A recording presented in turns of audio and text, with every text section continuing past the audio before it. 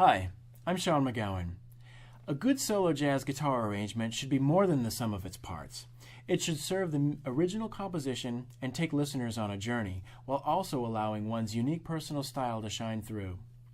In earlier lessons from this series, we discussed in detail some of the various elements of the genre: chord vocabulary, rhythm, articulation, bass, melody, and everything in between.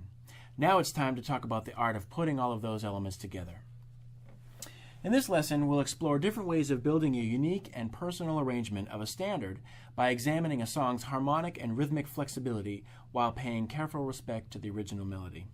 One of the first things to think about when considering an arrangement is what key or keys to play the song in. Finding the key that's right for your tune depends to some degree on its harmony and how active the melody is. For example, a song that has a number of long tones, say half notes and longer, may need to be in a key that can take advantage of some of the guitar's open strings, keys like C, G, D, A, and E. In contrast, here's a melody in the key of B flat. And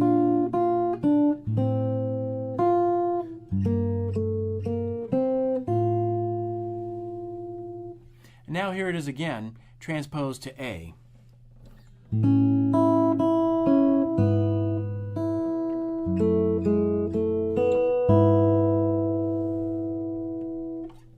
Notice how both keys offer different advantages for this particular figure. The key of B flat allows for an open string in the bass, while the key of A has a few spots in the melody that can be played on the open B and E strings, creating more sustain in the melody and more room for your fingers to do other things. Next, let's think about the style you'd like to arrange in. You can do almost anything with a jazz standard or a folk tune, in part because the melodies are so recognizable. For example, you could play a medium-tempo swing tune as a ballad, or maybe as a bossa with a straight feel. Maybe you'd like to think in terms of density. For example, you could double the melody with an octave.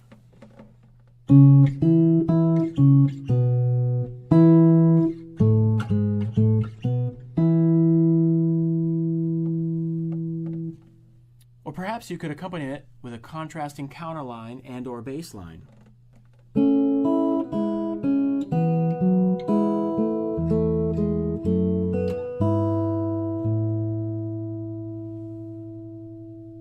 Or maybe you'll choose to accompany it with some dense harmony.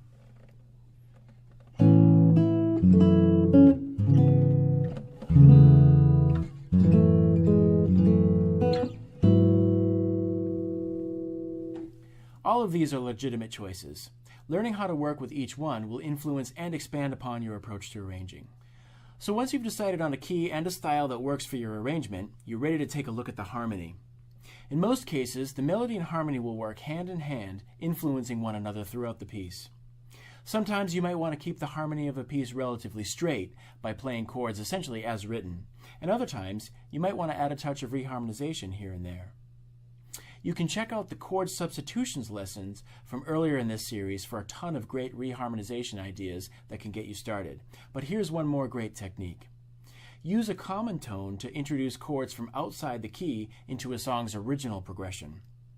Common tones are simply one or more shared notes between any two chords, and they can go a long way toward making two seemingly unrelated chords sound wonderful together, even chords from totally different keys or modes. Let's explore this concept by taking a melodic note, could be any note, and harmonize it with chords that move down chromatically. In this case, I'm going to harmonize the note E and start with a D minor 9 chord moving down chromatically.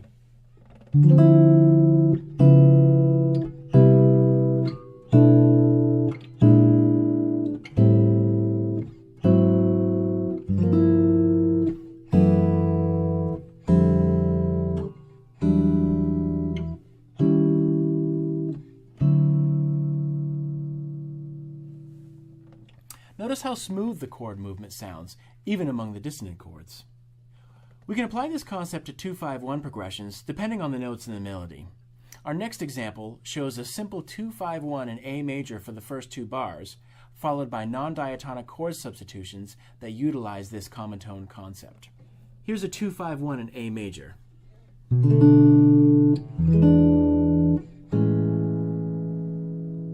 Now adding the non-diatonic chords using the common tone approach.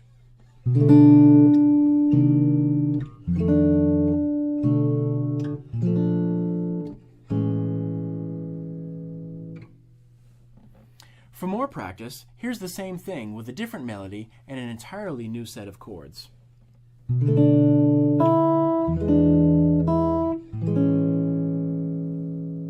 And now, using common tones to incorporate non-diatonic chords.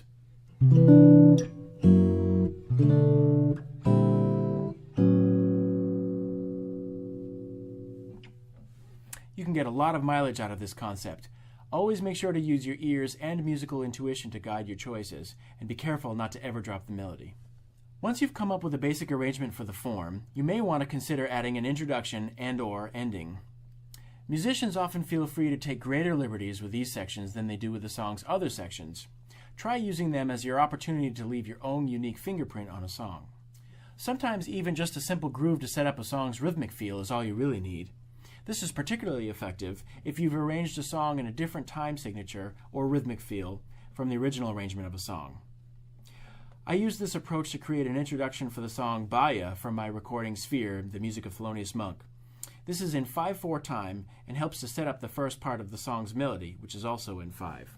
1, 2, 3, 4, 5, 1, 2, 3, 4, 5.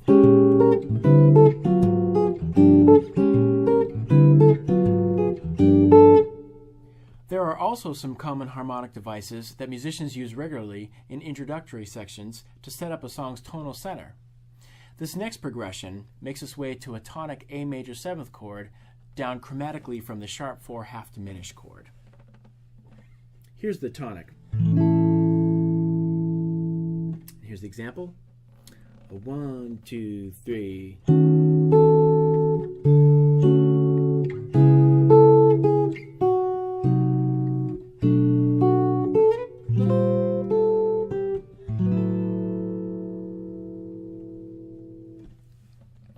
Jazz pianist and composer Vince Guaraldi used this type of progression quite often. Check out the verse to his standard Christmas Time is Here from A Charlie Brown Christmas. This progression sets up the key particularly well because the tonic, in this case A, is usually featured as the top note in the sharp 4 half diminished chord.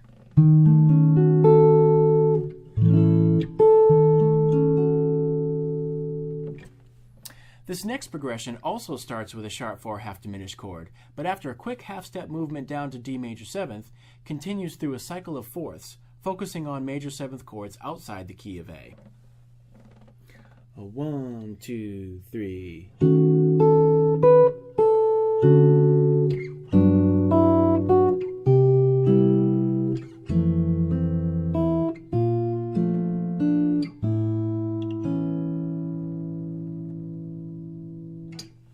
So once we get to the B flat major 7th chord, the progression resolves down a half step to the A major 7 tonic.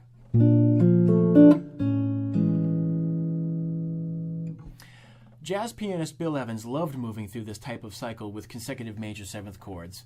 Some musicians even call the last 5 chords of this figure the Bill Evans turnaround.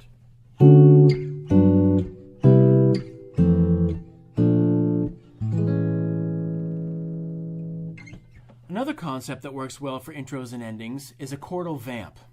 Usually a vamp consists only of 1 or 2 repeating chords. In this example, D major 7 and C major 7. 1, 2, 3.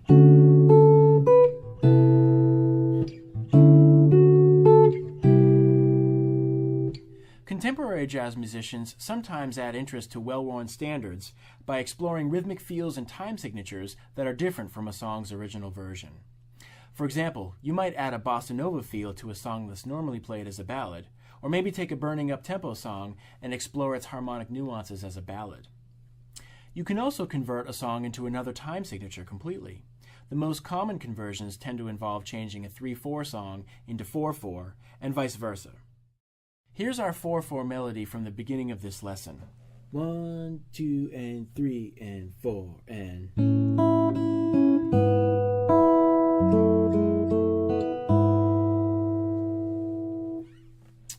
Now here it is again, this time converted to 3/4 time. 1 and 2 and 3 and...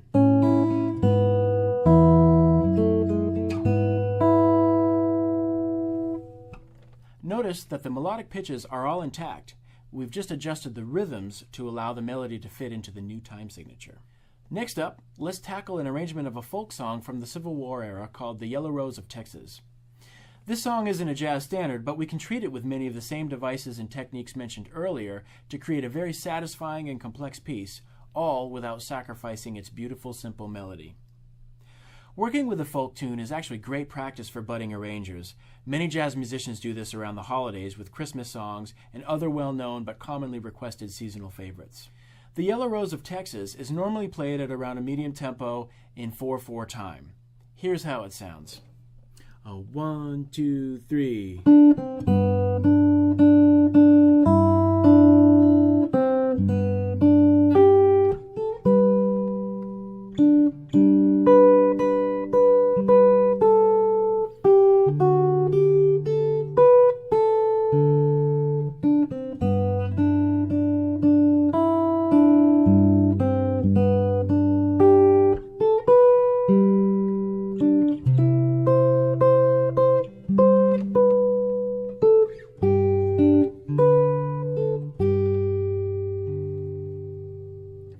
Now let's play through the same song, this time in 3/4 time, and let's slow it down for a soulful bluesy sound. This to me almost sounds like a gospel type of rendition of this. 1, 2, 3, 2, 2.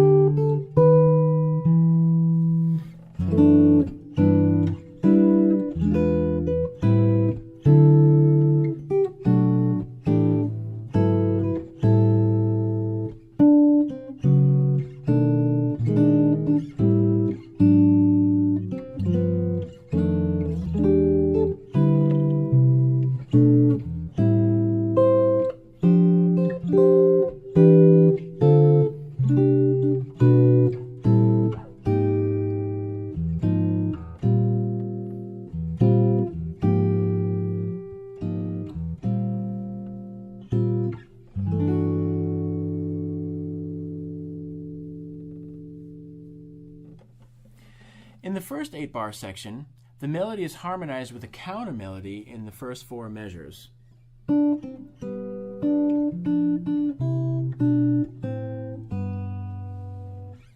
And then by some dense block chords through to the first beat of measure 8. And